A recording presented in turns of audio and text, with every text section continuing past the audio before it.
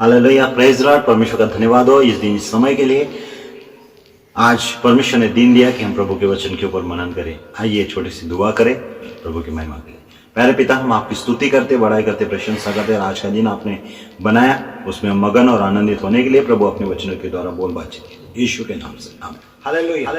आज परमेश्वर का धन्यवाद हो जो परमेश्वर अपने वचनों के द्वारा बोले और बातचीत करेगा। मैं आज आपके सामने रखता हूं। क्या आप नहीं जानते कि आप परमेश्वर का मंदिर है? पहला कुरिन्ती अध्याय 3 और उसका 16 वचन को मैं आपके सामने रखता हूं और इसको पढ़ते से क्या आशीष आती है देखेंगे। क्या तुम नहीं जानते कि तुम परमेश्वर का मंदिर हो और परमेश्वर का आत्मा तुम में वास करता है? परमेश्वर का आत्मा तुम में वास करता है। वो परमेश्वर आपसे मुझसे पूछ रहा है, क्या तुम जानते हो? क्या तुम परमेश्वर के मंदिर हो? परमेश्वर का मंदिर कौन है? मनुष्य। परमेश्वर कहता है, क्या तुम नहीं जानते तुम परमेश्वर का मंदिर हो, परमेश्वर का आत्मा तुम में वास करता है। यदि कोई परमेश्वर के मंदिर को नष्ट करेगा तो परमेश्वर उसे नष्ट करेगा, क्योंकि परमेश्वर का मंदिर पवित्र है और वह तुम हो। हालेलुया। अगर कोई परमेश्वर के मंदिर को नष्ट करेगा, परमेश्वर का मंदिर कौन है? आप। अगर आपको कोई घात करेगा, चोट पहुंचाएगा, तो परमेश्वर के मंदिर को चोट पहुंचाता है। परमेश्वर के मंदिर को ढाने का मतलब आप है, क्योंकि आपके अंदर परमेश्वर आत्मा के रूप में निवास करते हैं। और परमेश्वर का और एक वचन देखते हैं, दूसरा कुरिन्ती 3 अध्याय उसका 14 से 17 तक। परंतु वे मतिमंद हो गए, क्योंकि आज तक पुराना नियम पढ़ते समय उनके हृदय पर वही पर्दा पड़ा रहता है, पर वह मसीह में उठ जाता है। हालेलुया। पर वे मतिमंद हो गए। कौन? वो लोग जो परमेश्वर का मंदिर हम खुद हैं और इस मंदिर को बिना जाने हम उस मंदिर को जो देखते हैं, जो चलता है, जो फिरता है, जो परमेश्वर का मंदिर किसको बोल रहा है? परमेश्वर बोल रहा है। परमेश्वर का मंदिर किसको? आपको और मुझे। और वह कहता है वे मतिमंद हो गए, क्योंकि आज तक पुराना नियम पढ़ते समय उनके हृदय पर वही पर्दा पड़ा रहता है। मतलब जैसा हमें बताया गया मंदिर कौन है, मंदिर कौन है? ईटा रेती का मंदिर है, ईटा रेती का मंदिर है। नहीं, आप परमेश्वर के मंदिर है। मतिमंद होने का मतलब हमारी मति, सोच, विचार कर पाना जैसे हमें बताया जाता वैसे हम सोचते हैं। लेकिन नहीं, यहाँ पे कहता है वे मतिमंद हो गए, क्योंकि आज तक पुराना नियम मतलब जैसा उत्पत्ति से लेकर मलाकी शास्त्र तक जब पढ़ते हैं तो परमेश्वर तंबू में रहता था, परमेश्वर उनके बीच में आता था, जाता था। परमेश्वर पहला वचन में कहता है, क्या तुम नहीं जानते तुम परमेश्वर का मंदिर हो, परमेश्वर का आत्मा तुम में वास करता है। परमेश्वर का आत्मा मतलब आत्मा परमेश्वर है और वो मनुष्य के बीच में निवास करना चाहता है। और कहता है बहुत सुंदर, दूसरा कुरिन्ती 3 अध्याय उसका 14, 15, 16 पढ़ेंगे। परंतु वे मतिमंद हो गए, क्योंकि आज तक पुराना नियम पढ़ते समय उनके हृदय पर वही पर्दा रहता है, पर वो मसीह में उठ जाता है। जब जो कोई प्रभु यीशु मसीह पर विश्वास करता है, परमेश्वर के साथ आपका मिलाप होता है। यीशु को जानने का मतलब आप परमेश्वर को जान लेंगे, क्योंकि यीशु मसीह परमेश्वर की सच्चाई को बताने के लिए मेरे और आपके जीवन में आया है। उसको जरा पढ़ेंगे 15 वचन। आज तक जब कभी मूसा की पुस्तक पढ़ी जाती तो उनके हृदय पर पर्दा पड़ा रहता है। जब भी पुराना नियम, परमेश्वर आता है, बात करता है, चले जाता है। अब्राहम से बातें करता था, आता था, बात करके चले जाता था। इवन आदम जो पहला मनुष्य था उसके साथ भी परमेश्वर आता था, मुलाकात करता था ठंडे के समय और चले जाता था, हर एक दासों के साथ। लेकिन आज नए नियम की कलीसिया होने के कारण, कलीसिया कौन है? चर्च कौन है? मंदिर कौन है? चर्च कौन है? चर्च मंदिर है। मंदिर कौन है? आप और मैं है। कलीसिया उसको बोलते हैं। मंदिर आप और मैं, कलीसिया कौन है? आप और मैं हूं। परमेश्वर कौन है? आत्मा है। तो परमेश्वर आत्मा आपके अंदर में, मेरे अंदर में विराजते हैं। 16 है, परंतु जब कभी उनका हृदय प्रभु की ओर फिरेगा तब वो पर्दा उठ जाएगा। ध्यान से सुनेगा, जो कोई प्रभु की ओर फिरेगा मतलब प्रभु यीशु मसीह की ओर फिरेगा तो वो पर्दा उठ जाएगा। जिस परमेश्वर को हम सृष्टि में देखते हैं, वो सृष्टिकर्ता को आप अपने हृदय रूपी जीवन में देखना शुरू कर दें। क्योंकि परमेश्वर का वचन कहता है, मैं नहीं कहता, परमेश्वर का वचन, क्या तुम नहीं जानते तुम परमेश्वर का मंदिर हो, परमेश्वर का आत्मा तुम में वास करता है। तो जब हम मसीह यीशु में पवित्र शास्त्र नया नियम पढ़ते हैं तो परमेश्वर पता चलता है, जो बाहर नहीं, वो परमेश्वर हमारे आपके भीतर रहता है और आप ही तो परमेश्वर के मंदिर है। और यहाँ पे बहुत सुंदर कहता है, प्रभु तो आत्मा है। ध्यान से सुनिए, परमेश्वर कौन है? आत्मा है। प्रभु तो आत्मा है, जहां कहीं प्रभु का आत्मा है वहां स्वतंत्रता है। परमेश्वर की आत्मा का मंदिर आप है और आपके अंदर ऑलरेडी स्वतंत्रता है, स्वतंत्रता है। और इसीलिए एक प्रभु का वचन बहुत सुंदर कहता है, 2 कुरिन्थियों 6 अध्याय उसका 16-17 वचन को पढ़ते हैं हम लोग। और मूर्तियों के साथ परमेश्वर के मंदिर का क्या संबंध? क्योंकि हम तो ज्योति परमेश्वर के मंदिर हैं, जैसा परमेश्वर ने कहा है। हालेलुया। यह परमेश्वर स्वयं कर रहा है। यह वचन आदि में वचन था, वचन परमेश्वर के साथ था, वचन ही परमेश्वर था, वचन परमेश्वर आपके साथ बात कर रहा है। सुभाष बेंद्रे नहीं बात कर रहा। वो यहाँ पे कहता है मूर्तियों के साथ परमेश्वर का क्या संबंध? निर्जीव वस्तु के साथ परमेश्वर का कोई लेना देना नहीं है, क्योंकि हम तो जीवित है, परमेश्वर के मंदिर है। हम मतलब मनुष्य, सृष्टि पर जितने लोग इस संसार में है वो सब परमेश्वर के मंदिर है। सारे संसार के लोग, हर गरीब अमीर कोई भी व्यक्ति हो, वो परमेश्वर का मंदिर है, क्योंकि आत्मा उसके अंदर में पाया जाता है। हाँ, एक जगह कहता है वे आत्मा रहित लोग हैं। हालेलुया। कौन लोग? जो आत्मा परमेश्वर को नहीं जानते हैं। आत्मा परमेश्वर है। और यहां कहता है मैं उनमें बसूंगा, मैं उनमें बसूंगा और उनमें चला फिरा करूंगा, मैं उनमें चला फिरा करूंगा, और मैं उनका परमेश्वर हूँगा, हाँ, और वे मेरे लोग होंगे। हालेलुया। कितना सुंदर कहता है। परमेश्वर कहता है मैं आपके अंदर बसना चाहता हूँ, मैं आपके अंदर चलना फिरना चाहता हूँ, मैं आपके साथ रहना चाहता हूँ। आप परमेश्वर के लोग हो जाएंगे। को किसके लोग? आप परमेश्वर के लोग। वाओ। जिस परमेश्वर को मैं भी कश्मीर से लेकर कन्याकुमारी तक, पश्चिम बंगाल से लेकर महाराष्ट्र तक हर जगह ढूंढता था, वो परमेश्वर कहाँ है? वो परमेश्वर कौन है? मनुष्य है। और मनुष्य है क्या? नहीं, वो परमेश्वर मनुष्य नहीं है, सृष्टि नहीं है, परंतु वो परमेश्वर सृष्टि करता है। वो परमेश्वर सृष्टि करता है। रोमियो 8 अध्याय उसका 9 और 11 वचन। जी।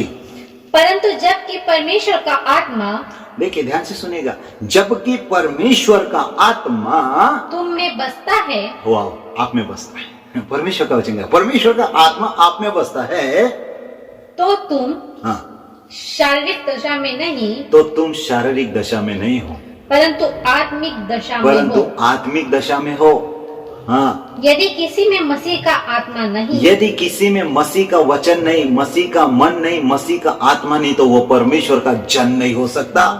और यहाँ पे और एक वचन कहता है, रोमियो 8 अध्याय 6 वचन, शरीर पर मन लगाना तो मृत्यु है। ध्यान से सुनना, शरीर पर मन लगाना तो मृत्यु है, पर आत्मा पर मन लगाना जीवन और शांति है। आत्मा पर परमेश्वर, परमेश्वर पर मन लगाना तो क्या है?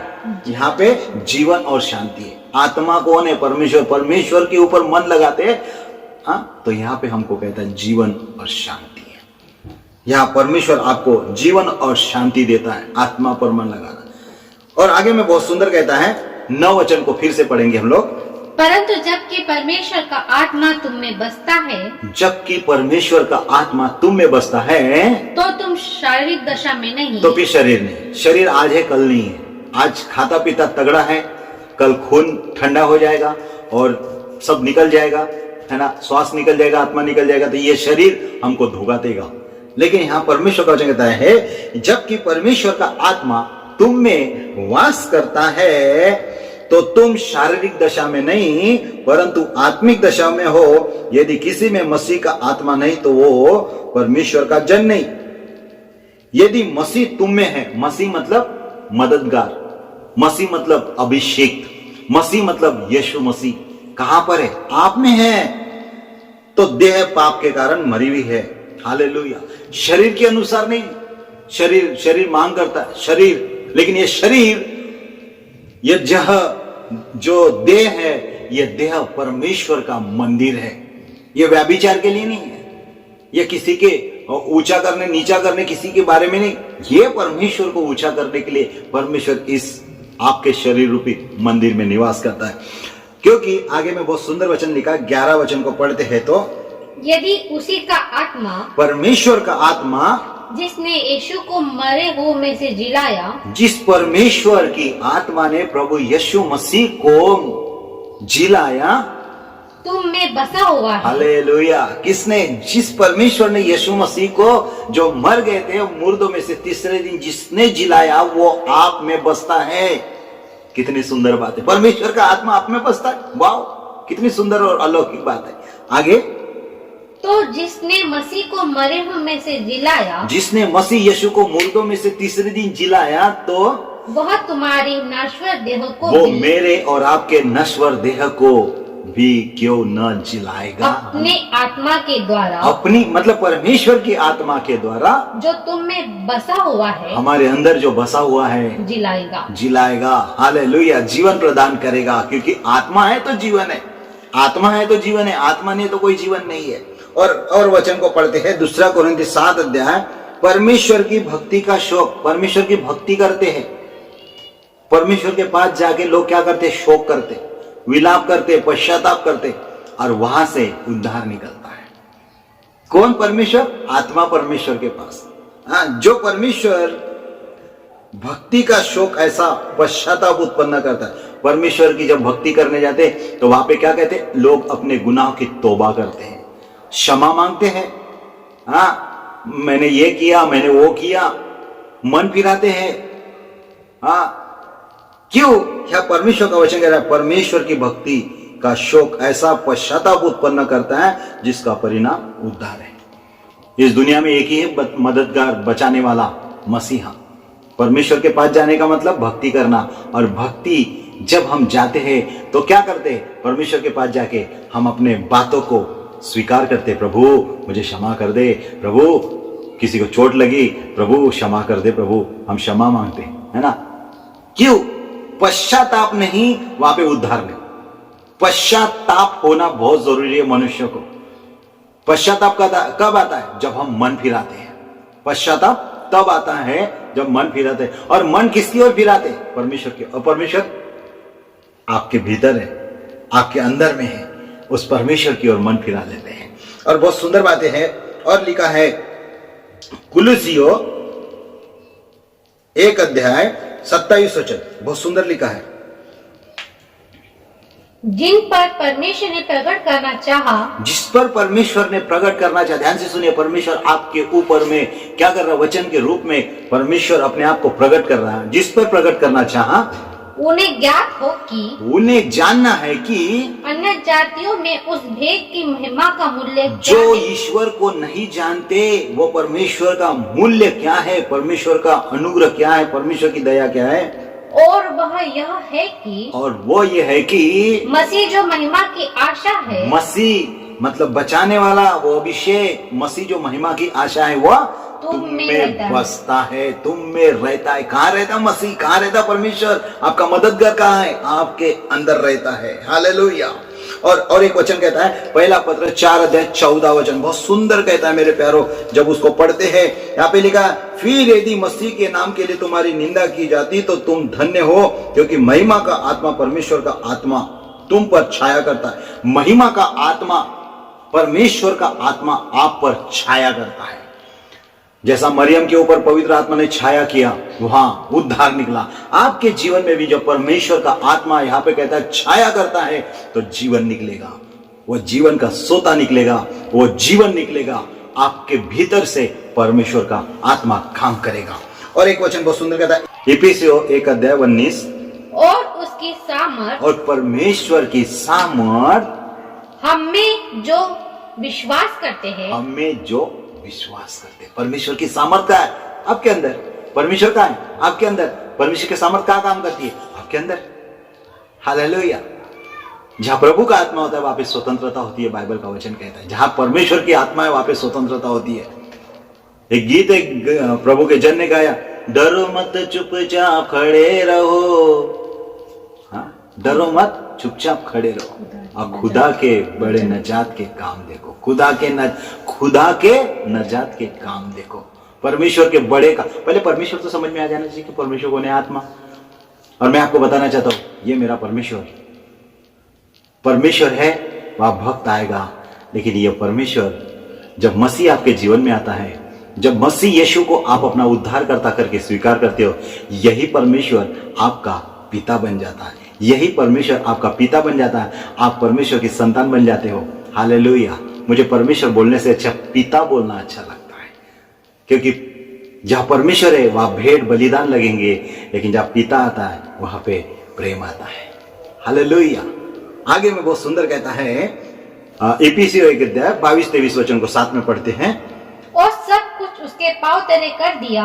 ये यीशु मसीह के बारे में बोल रहे प्रभु परमेश्वर। हाँ, और सब कुछ उसके पांव तले कर दिया, और उसे सब वस्तु पर शिरोमणि ठहरा कर कलीसिया को दे दिया। कलीसिया मतलब आप और मैं, सब कुछ यीशु मसीह के पांव के तले कर दिया, और सब कुछ यीशु मसीह ने कलीसिया को दे दिया। कलीसिया मैं और आप, परमेश्वर का है आपके अंदर, सामर्थ का है आपके अंदर, सब कुछ आपके अंदर है। और कहता है यह उसकी देह है। कौन? यह देह उसकी है, परमेश्वर की है, ठीक है ना। यह देह आपकी मेरी नहीं है, ठीक है। बीड़ी सिगरेट तंबाकू फूक कर, हम गलत काम करके हम अपने बॉडी को खराब कर सकते हैं, लेकिन यहाँ पे परमेश्वर का वचन कहता है यह देह मेरी नहीं है, यह देह परमेश्वर की है। और यहाँ पे कहता है और उसी की परिपूर्णता है जो सब में सब कुछ पूर्ण करता है। प्रभु ही है जो सब में सब कुछ पूरा करता है। बहुत सारी बातें हैं बताने के लिए, एक कितनी सुंदर अलौकिक बातें हैं। इब्रानी 3 अध्याय उसका 4 वचन। क्योंकि हर एक घर का कोई ना कोई बनाने वाला होता है, पर जिसने सब कुछ बनाया वह परमेश्वर है। हालेलुया। यहाँ प्रभु का वचन एकदम बात कर रहा है सही से। हर एक घर का कोई ना कोई बनाने वाला होता है, पर जिसने सब कुछ बनाया वो परमेश्वर है। आगे वाला 6 वाला वचन कहता है परंतु मसीह पुत्र के समान परमेश्वर के घर का अधिकारी है। मसीह पुत्र के समान परमेश्वर के घर का अधिकारी है। परमेश्वर का घर कौन है? यहां पे ध्यान से सुनिएगा क्या लिखा है। मसीह पुत्र के समान परमेश्वर का घर का अधिकारी है, और उसका घर हम हैं। हम परमेश्वर के घर है, हम परमेश्वर के मंदिर है। परमेश्वर का मंदिर होने के नाते हमारा जीवन कैसा होना चाहिए, हमारा चाल चलन कैसा होना चाहिए, हमारा जीवन बहुत महत्वपूर्ण है। प्रभु का वचन होशे कहता है उसका 6 आयत में, मेरे ज्ञान के न होने से मेरी प्रजा नष्ट हो गई है। हालेलुया। मतलब मनुष्य में ज्ञान क्या है?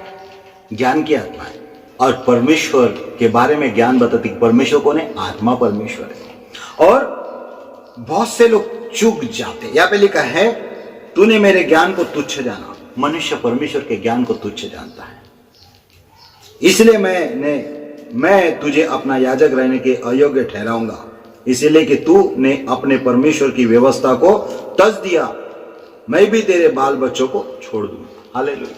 परमेश्वर हम कुछ कह रहा है, हमें परमेश्वर का ज्ञान कौन देगा, कौन बताएगा परमेश्वर के बारे में? मैं नहीं बता सकता पूरी रीति से, लेकिन ये जो है पवित्र शास्त्र परमेश्वर का, ये आपको परमेश्वर के साथ में रूबरू करवाएगा, अच्छे से रूबरू करवाएगा। जो कोई बाइबल पढ़ता है, परमेश्वर का वचन पढ़ता है, वो क्रिश्चियन नहीं बनता मेरे प्यारों, परंतु वो एक परमेश्वर के बारे में चित्र में नहीं, वो आपके चरित्र में रहना चाहता है। वो मंदिर में नहीं, वो आपके देह रूपी शरीर में रहना चाहता है। मंदिर कौन है? आप है। मैं आपकी बात कर रहा हूं। और आगे में बहुत सुंदर कहता है 1 कुरिन्थी 6:15, क्या तुम नहीं जानते? क्या तुम नहीं जानते कि तुम्हारी देह मसीह के अंग है? आपकी देह मसीह का अंग है, जिसने आपको बचाया। आप उसके देह है, आप उसके बॉडी का पार्ट है।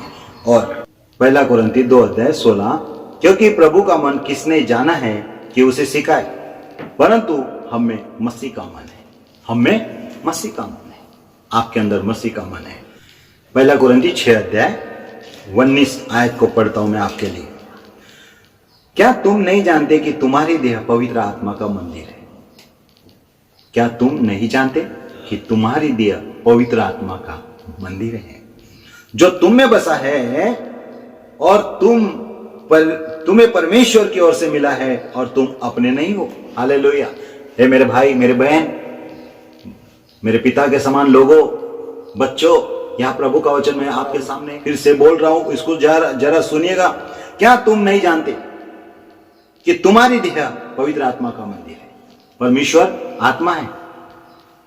वही यीशु मसीह आए इस दुनिया में ताकि आपकी मुलाकात परमेश्वर से करवा दे। आपको मिला दे परमेश्वर से। परमेश्वर और मनुष्य के बीच में जो क्या थी, दरार थी, उसको भरने के लिए। परमेश्वर कौन है, कैसा है, क्या है, परमेश्वर कहां पर है, इसको हमारे बीच में लेकर आने के लिए कोई मध्यस्थ चाहिए था, और वो मध्यस्थ बना यीशु मसीह। और जब हम प्रभु यीशु मसीह को ग्रहण करते, उसी समय परमेश्वर अपनी संतान तो होने का अधिकार देता है, लेकिन वो हमको इस वचन के अनुसार हमें समझने का ज्ञान और बुद्धि देता है। 1 कोरिन्थियों 6:19, क्या तुम नहीं जानते कि तुम्हारी देह पवित्र आत्मा का मंदिर है, जो तुम में बसा हुआ है, और तुम्हें परमेश्वर की ओर से मिला है, और तुम अपने नहीं हो। हालेलुया, तुम अपने नहीं हो। क्योंकि यह प्रभु क्लियर कहता है, क्योंकि दाम देकर मोल लिए गए हो, इसलिए अपनी देह के द्वारा परमेश्वर की महिमा करो। प्रभु यीशु मसीह इस दुनिया में आया, और उन्होंने क्या किया, आपको और मुझे अपने लहू से मोल लेकर मुक्त किया। और ये जो देह है, यह पाप के वश में हो गई थी, बुराई के वश में हो गई थी, इसको मोल लिया। कैसे? जैसे लिखा है 1 कोरिन्थियों 6:20 में, क्योंकि दाम देकर मोल लिए गए हो, इसलिए अपनी देह के द्वारा परमेश्वर की महिमा करो। आप और मैं पवित्र आत्मा के मंदिर है, परमेश्वर के मंदिर है, जबकि परमेश्वर का आत्मा आपके अंदर, मेरे अंदर बसता है। परमेश्वर का आत्मा मेरे अंदर और आपके अंदर बसता है। तो आपका स्वभाव जैसा मसीह का स्वभाव था, वैसा आपका और मेरा स्वभाव हो। हमारा जीवन किसी को नीचे करना, ऊंचा करना, किसी को धोखेबाजी करना नहीं। आपसे परमेश्वर और आप एक हो जाएं, आप और परमेश्वर एक हो जाए। यही यीशु मसीह इस दुनिया में करने आया था। प्रभु आपको आशीषित करे। God bless you. मैं समझता हूं कि आपको परमेश्वर का वचन समझ में आया होगा। आए हम प्रार्थना करें। प्यारे पिता, इस वचन को समझने के लिए ज्ञान और बुद्धि दे, और अद्भुत रीति से आपके वचन के द्वारा बोला बातचीत किया, इसलिए धन्यवाद। यीशु के नाम से हम आपकी स्तुति तारीफ करते हैं। सब कुछ आपके अधीन करते हुए प्रार्थना यीशु के नाम से मांगते हैं। इस वचन का प्रकाश सब पर रिलीज करते हैं। तेरी आत्मा जुम्बिश करे, अपने वचन की तरह लोगों से बोल बातचीत कीजिए। धन्यवाद के साथ प्रार्थना यीशु के नाम मांगते हैं। आमीन। Thank you. God bless you. प्रभु आपको आशीषित करें।